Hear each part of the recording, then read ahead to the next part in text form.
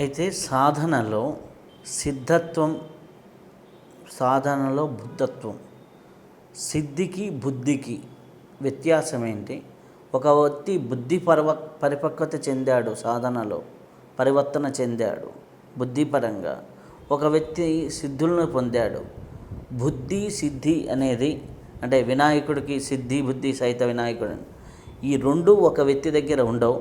రెండు ఉంటే వాడు మహాత్ముడు అవుతాడు. అంటే ఎంత పెద్ద గురువు అయినా ఎవరైనా సిద్ధత్వాన్ని బుద్ధత్వాన్ని పట్టుకోవాలంటే ఏం చేయాలి? బుద్ధే ప్రధానం. బుద్ధి బాగున్నప్పుడే సిద్ధులు కలుగుతాయి. బుద్ధిని సరైన రీతిలో ఉపయోగిస్తే సిద్ధులు కలుగుతాయి. ఆ కలిగిన సిద్ధులను బుద్ధి ఉపయోగించి సత్కర్మలకు ఉపయోగిస్తే క్షేమము లాభము. అదే వినాయకుడి కాన్సెప్ట్. ఆయన కొడుకుల పేర్లు క్షేమము లాభము, సిద్ధి బుద్ధి భార్యలు. ఆయన పేరేమో నాయకుడు, ఇంకో నాయకుడు లేనివాడు, గణాలకు అధిపతి. గణాలు అంటే మనలో ఉన్నటువంటి కామక్రోధ లోప మదమోహ మాత్సర్యాలు, ఈర్ష ద్వేష అసూయాలు, ఇవన్నీ మనలో ఉన్న గణాలు. ఈ గణాలు అన్నిటికీ ఆయన అధిపతిగా ఉండి బుద్ధిని ఎక్కువ వాడాడు కాబట్టి ఆయనకు సిద్ధులు కలిగాయి. ఎటువంటి సిద్ధులు కలిగాయి? క్షేమము లాభము. భగవద్గీతలో కృష్ణుడు యోగక్షేమం వహామ్యహం అంటాడు. క్షేమం అంటే ఏది? మీ దగ్గరికి మీరు అనుకోకుండానే ఒక వస్తువు వద్ది మీ దగ్గర ఉండిపోవడం, ఆ ఉన్న వస్తువు మళ్ళీ వెళ్ళిపోకుండా ఉండడం లాభం. క్షేమం లాభం. లాభం వచ్చింది, వచ్చిన లాభం ఖర్చు అయిపోకుండా మీ దగ్గరే ఉన్నప్పుడు అది క్షేమం. ఆ వినాయకుడికి ఆ పేర్లు అట్లా పెట్టారు. మన బుద్ధులు ఏంటంటే మనం పెళ్ళిళ్ళు చేసుకొని అల్లాడుతున్నాం కాబట్టి పెళ్ళి లేని దేవుళ్ళకు కూడా పెళ్ళిళ్ళు పెట్టేస్తాం. వల్లి దేవసేన కళ్యాణం అంటారు. ఆయన దేవతల సైన్యానికంతా అధిపతి, అందుకని పెద్ద భార్య పేరు దేవసేన. తారకాసుర సంహారం జరగాల అంటే శివకుమారుడికే కావాలి. ఆ శివకుమారుడికి సమస్త దేవతాగణాలు సైన్యాధ్యక్షత ఆయనకు వహింప చేయాలి. గణపతి శివగణాలకు మాత్రమే అధిపతి. కానీ కుమారస్వామి తారకాసుర సంహారం అప్పుడు సకల దేవతలు ఆయనను సైన్యాధ్యక్షుడిగా వరించారు. దేవసేన పెద్దవారి వరించారు. వల్లి దేవసేన వల్లి. తిరుత్తణిలో తిరువన్నామలలో ఆయన శివక్షేత్రాల్లో గొప్ప క్షేత్రము పళని. ఆయన బాల రూపంలోనే ఉంటాడు. ఆయనకు అక్కడ పెళ్ళి అయినట్లు లేదు. మళ్ళీ ఇక్కడ వేరే వేరే క్షేత్రాల్లో పెళ్ళి అయినట్లుగా చూపిస్తారు కథలు. సుబ్రహ్మణ్య స్వామి కుమారస్వామి, ఆయన పేరు కుమార. కన్య కుమారి అనేసి కన్యాకుమారి, కుమారి అన్న కన్య అన్న ఒకటే. ఆమె ఎప్పుడూ 16 ఏళ్ల వయసులోనే ఉండిపోయింది కాబట్టి, పెళ్ళి చేసుకోకుండా ఉండింది కాబట్టి కన్యాకుమారి అనేసి ఆ తల్లికి పేరు. ఈయన కుమారస్వామి, ఎప్పుడూ కుమారుడు. మరి అట్లాంటి ఆయనకు కూడా మనం ఈ రెండింటిని కలిపాం. ఆ రెండింటి వెనకల నిగూఢ అర్థం ఏంటంటే దేవసేన ఆయనను అల్లుకొని నిలబడింది. దేవసేన వల్లి. కన్యాకుమారి వచ్చింది. కన్యాకుమారిలో అమ్మవారు ఆ సముద్రం నుంచి రక్షణ ఇస్తూ ఉంటే, ఆ సముద్రంలో ఉండే పడవలు వచ్చి ఆ గుడిని, ఆమెకున్న ఆ ముక్కు పురక, అది రాత్రిపూట లైట్ హౌస్ లాగా కనపడి ఇక్కడ లైట్ హౌస్ ఉందని పడవలు వచ్చేసేటివంట.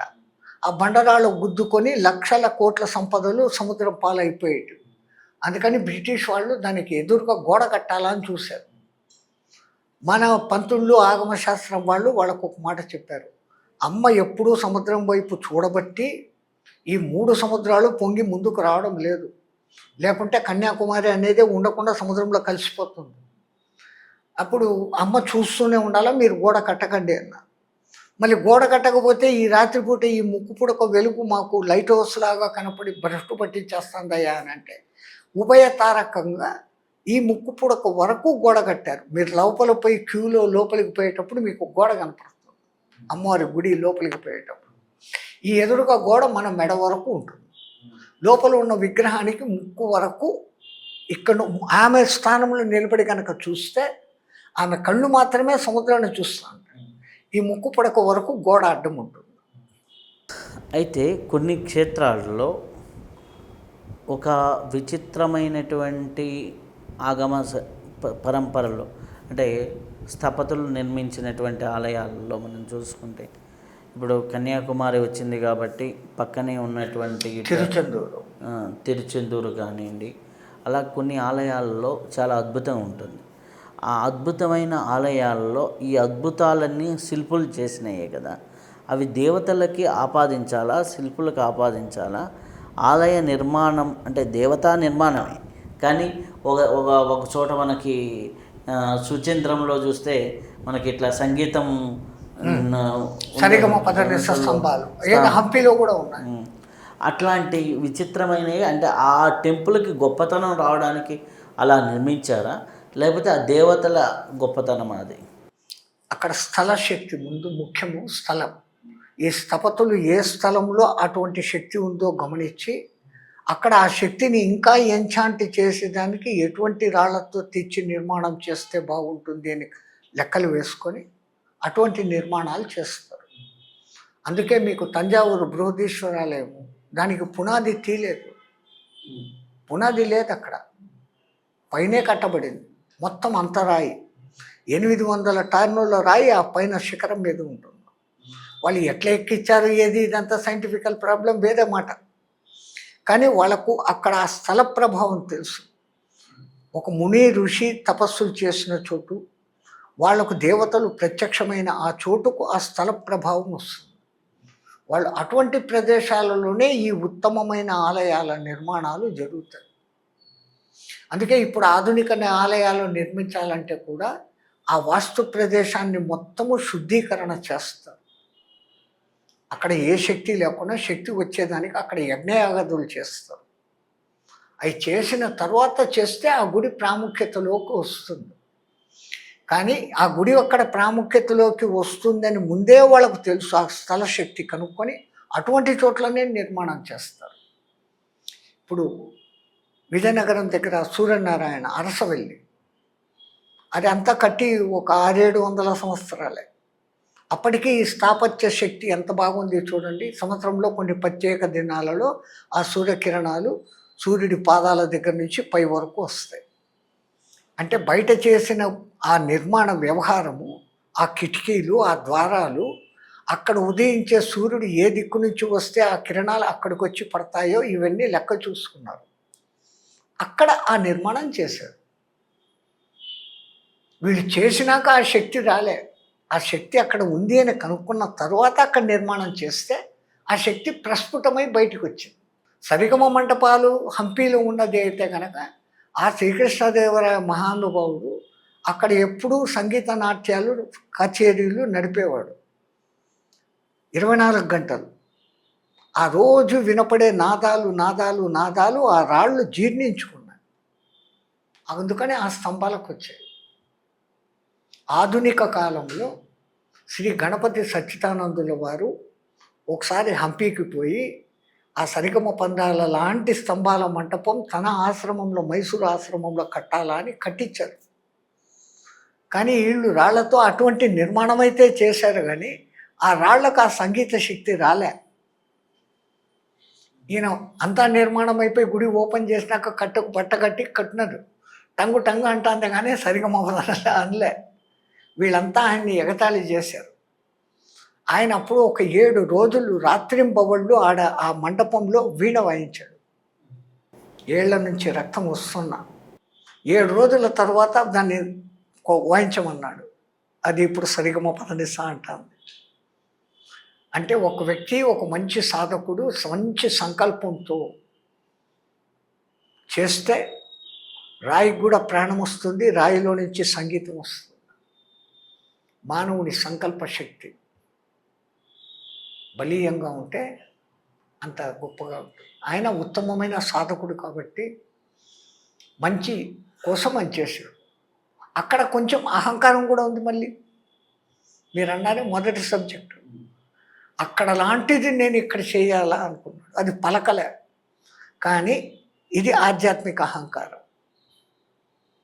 దాన్ని అక్కడ రప్పింప చేయగలిగినాడు. ఎందుకు? అహంకారంతో కాదు, నేను చేసినానని కాదు. ఇక్కడ వచ్చిన వాళ్ళు ఆ అనుభూతి పొందాలి. రెండవది, సాధకుడు ఎవడైనా పట్టుదలతో ఏదైనా సాధించవచ్చు అని లోకానికి నిరూపణ చేసేదానికి. ఆయనలాగా అంత సాధన ఎవరి కాలంలో చేయగలరు? పోతా ఉంది జనరేషన్స్. కలి ప్రవేశం ఎంత ప్రభావం చూపిస్తుంది అంటే, అని చెప్పానే 1950s ప్రాంతంలో ఉన్నటువంటి ఈ అవధూతలు మహానుభావుల శక్తులు ఇప్పుడు అంతగా పని చేయని స్థితికి వస్తుంది. పని చేయని స్థితికి వస్తాడు. అది కారణం. అయితే ఈ సాధనలో క్షేత్రాలు ఉన్నాయి. ఒక వ్యక్తి క్షేత్రాన్ని ఎలా ఉపయోగించుకోవాలి, ఆ క్షేత్రం వల్ల ఒక వ్యక్తి ఎలా ఉంటుంది. ఒక గురువు అయినా సరే క్షేత్రాల్లో చాతుర్మాస దీక్షలు చేస్తుంటారు. ఎందుకు ఆ క్షేత్రాల్లో చాతుర్మాస దీక్షలు చేస్తుంటారు? ఎందుకని? ఇప్పుడు కొంతమంది నేను చూసినప్పుడు వెళ్ళినప్పుడు పలాని స్వామీజీ పలాని క్షేత్రంలో చాతుర్మాస దీక్ష అనేసి అంటుంటారు. ఎందుకు ఆ చాతుర్మాస దీక్షలో పలాని పర్టికులర్ క్షేత్రాల్లో అని చేస్తుంటారు? వ్యక్తికి ఎలా ఉపయోగపడుతుంది క్షేత్రము, గురువుకి ఎలా ఉపయోగపడుతుంది క్షేత్రము, సాధకుడికి ఎలా ఉపయోగపడుతుంది క్షేత్రం? స్థిరక్షేత్రం అది అయితే, చలక్షేత్రం ఇది. కృష్ణ భగవానుడు క్షేత్రజ్ఞ విభాగ యోగంలో ఇది క్షేత్రము అని అంటున్నాడు కదా. ఈ దేహం అనేది ఒక క్షేత్రం. ఆ పుణ్యక్షేత్రానికి ఈ క్షేత్రానికి కాంటాక్టివిటీ సరిగ్గా ఉన్నప్పుడు ఈయన చేసే సాధనలు అక్కడ తొందరగా పరిపుష్టమవుతాయి.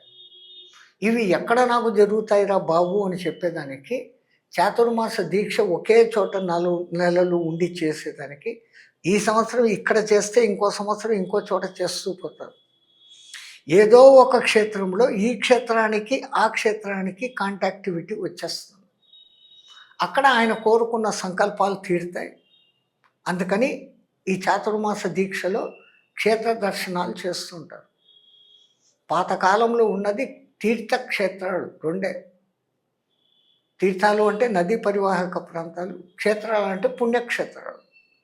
పూరి జగన్నాథ క్షేత్రము, తిరుమల క్షేత్రము, బద్రీ, కేదారు, ఇంకెన్ని ఉన్నాయి. 12 జ్యోతిర్లింగాలు, అష్టాదశ శక్తిపీఠాలు, స్వయంభూ నరసింహ క్షేత్రాలు, ఇవన్నీ మహత్తరమైనటువంటి వైబ్రేషన్స్ ఉన్న ప్రదేశాలు. ఆ వైబ్రేషన్తో మీ వైబ్రేషన్ ట్యూన్ కావగలగాలి. అక్కడ మనకు ఏ ఆటంకాలు లేకుండా సాధన పరిపుష్టంగా తొందరగా ఫలిస్తుంది. అందుకని పూర్వకాలంలో ఈ చాతుర్మాస వ్రతము అని పెట్టి, ఈ సంవత్సరం ఈ క్షేత్రము, ఇంకో సంవత్సరం ఇంకో క్షేత్రం అని తిరిగి 4 నెలలు అక్కడ ఉంటే, ఆ 4 నెలల్లో ఈ క్షేత్రానికి ఆ క్షేత్రానికి ఒక కాంటాక్టివిటీ అనేది కుదిరితే వాళ్ళ సాధనలు పరిపుష్టమైతే వస్తాయి. సాధించి పొందేది సాధన ద్వారా పొందేది కాబట్టి దాన్ని సాధన చేసేవాడిని సాధకుడు అంటాడు. సిద్ధుల కోసం ప్రయత్నించి సిద్ధులు పొందిన వాడిని సిద్ధుడు అంటున్నాం. దైవానుగ్రహం నాకు కావాలని తప్పించి కూర్చున్న వాడిని తపస్వి అంటున్నాం. మాటలు అనే దాన్ని ఎంత తగ్గించుకొని ఇతరుల గురించిన ఆలోచనలు కూడా మనసులో రాని స్టేజ్లోకి తీసుకొని పోయిన వాడిని మౌని అంటున్నాం. నోటితో మౌనం కాదు, అక్కడ మనస్సు మౌనం కావాలి. నోటి మౌనం అందరూ పాటిస్తారు, కానీ మనసులో వాడు అట్లన్నాడు, వాడు ఇట్లన్నాడు, ఆమె అట్లనింది, వీడి ఇట్లనింది, లోపల ఇది చింగరం కదా. దీన్ని మౌనం చేయగలిగితే వాడు నిజమైన మౌని, తపస్వి, మౌని, ఋషి, ద్రష్ట.